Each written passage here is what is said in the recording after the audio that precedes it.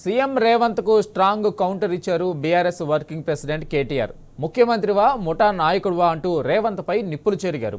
సీఎంగానే కాదు హోంమంత్రిగా కూడా ఉన్నావన్న సోయి కూడా లేకుండా బీఆర్ఎస్ జెండా గద్దెలను ధ్వంసం చేయాలంటావా అంటూ ఫైర్ అయ్యారు. కాంగ్రెస్ ముఖ్యమంత్రిగా ఉండి తెలుగుదేశం పార్టీ పాట పాడడం వెనుక అసలు కుట్ర కూడా తెలంగాణ సమాజానికి అర్థమైపోయిందని స్పష్టం చేశారు. గత 2 ఏళ్లుగా పాతబాసు ఆదేశాల మేరకే తెలంగాణకు తీరని నష్టం చేసేలా జల హక్కులను కాలరాశారని రేవంత్ తాజా ప్రకటనతో బట్టబయలైందన్నారు. కాంగ్రెస్ మునిగిపోయే నావని స్పష్టమవడంతోనే దాని నుంచి ఏ క్షణానైనా బయటకు దూకేందుకు రంగం సిద్ధం చేసుకున్నట్టు కూడా రుజువవుతుందన్నారు.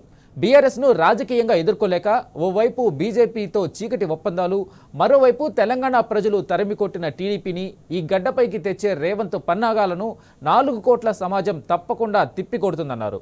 నీళ్ల నుంచి మొదలుకొని నిధులు నియామకాల వరకు తెలంగాణను పాతాళంలోకి నెట్టిన కోవర్ట్ రాజకీయాలకు, రాష్ట్రానికి చేసిన ద్రోహానికి సీఎం రేవంత్ భారీ మూల్యం చెల్లించుకోక తప్పదని హెచ్చరించారు కేటీఆర్.